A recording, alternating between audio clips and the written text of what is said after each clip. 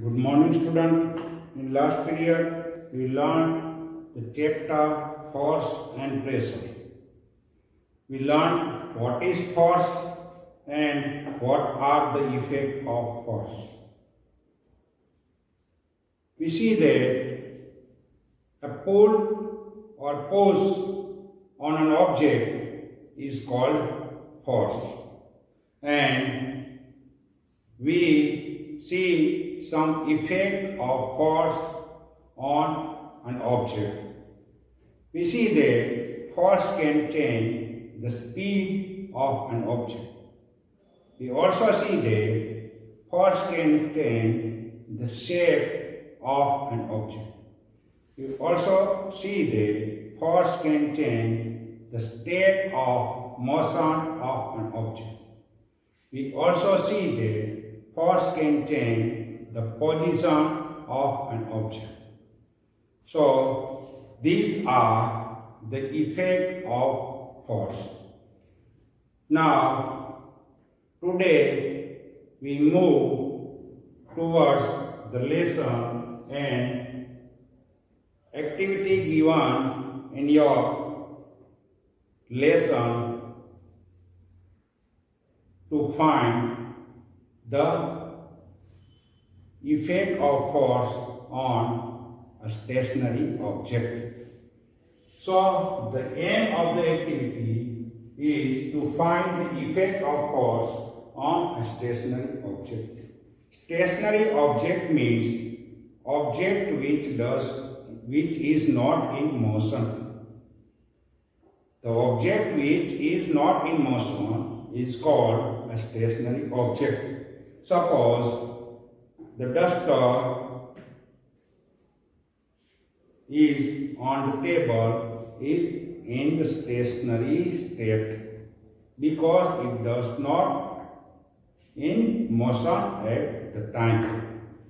So, what is the effect of force on any stationary object is to find out. Procedure: we take a heavy box and try to push it by ourselves. Suppose you see these are the books I place on the table and assume that these books are a heavy box. Now try to push it by yourself. We try to push it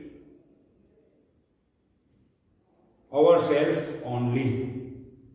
It means we not take any help from others. So I push this direction. Suppose I draw here. This is the heavy box and I push it from this side.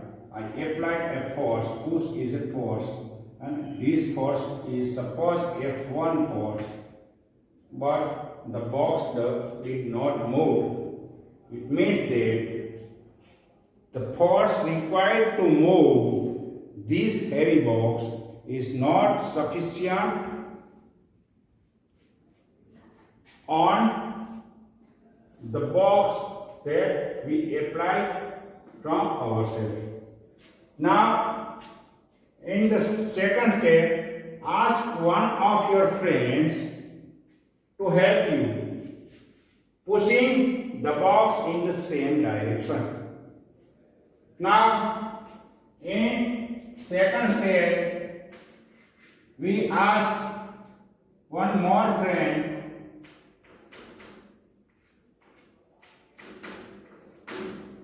our friend is also apply a force in the same direction on a heavy box. Therefore, the force act on the heavy box. Here in the case 2 is two force.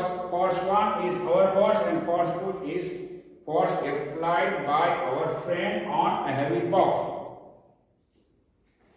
In the third case, in second case, what we observe? We observe that the heavy box move in the opposite direction of the force applied on it. The box move in the same direction of the force applied on it. In third case, we ask our friend to apply a force in opposite direction, that we apply the force on a heavy box. So if we apply a force on the box in the direction, in this direction, and this force is F1, and ask our friend to apply a force in the direction, opposite direction, that we apply a force F1, then what is our observation? In this case, we observe that the heavy box may be moved in the direction of force applied F1. In the direction of force F1. It means that the F1, force F1 is less than the force F2.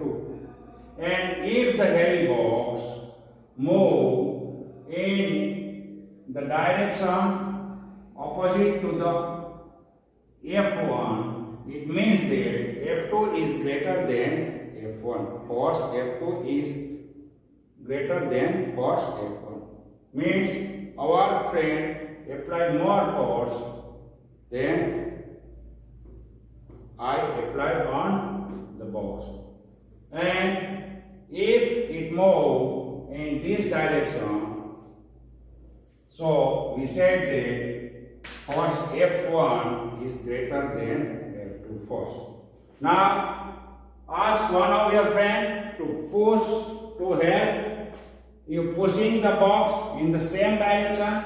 Next, push the box and ask your friend to push it from the opposite direction. In three situations are given in this diagram. Now, what are the observations? In the first case, it was difficult to push the box alone. It was difficult to push the box alone because the force required to move this heavy box is not sufficient yet on it. However, with the help of friend, it was easier to move the box in the same direction. It was easier to move the box in the same direction of applied force, that is force F1 and force F2. Same direction. Because the force applied are in the same direction. And it was difficult to move the box when your friend applied a force in the opposite direction. Is the third case. If our friend apply a force in the opposite direction and we try to move it from this direction, and our friend also add a force on opposite direction to be applied on a heavy object, then it was difficult to move the box. So, what is the conclusion? In step 2, the force when applied in the same direction, here more than one force is applied in the same direction, and the resultant force was the sum of the two forces. So, in this case, the resultant force, suppose F is equal to F1 plus F2. This is the sum of forces act on an object. And the box moved easily in the direction of force applied on it. In case 3, step 3, the force applied were in the opposite direction and the resultant force was the difference of the two forces. Here the resultant force is, suppose F1 is greater than F2, then resultant force F is equal to F1 minus F2 is the resultant force, because here F1 is greater than F2. And if F1 is less than F2, then the resultant force is equal to F2 minus F1. It means we calculate the difference between the two forces. So, where in the opposite direction and the resultant force was in the difference of two forces. The box moved in the direction of the greater forces. If F1 is greater force than F2, then it moves in this direction. In the case of this, means F2 is greater than F1, then the object is moved from this direction. That is the direction of force applied on an object is greater. The object is moved. Box direction of the greater force acts on it. If the two forces are of the same value, then F1 is equal to F2. Then what happens? The heavy box does not move because resultant force is equal to F1 minus F2 is equal to 0. Resultant force here is 0 because two equal force are applied on an object in opposite direction. The resultant force is always 0. So, force applied on an object in the same direction, we add all the force. That is F1, F2 and so on. Add one another. And if two forces act in the opposite direction on an object, the net force acting on it is the difference between the two forces. This is the difference between the two forces. So, this is the effect of force acting on a stationary object, which is given in your textbook as an activity number 2 and 3. Thanks.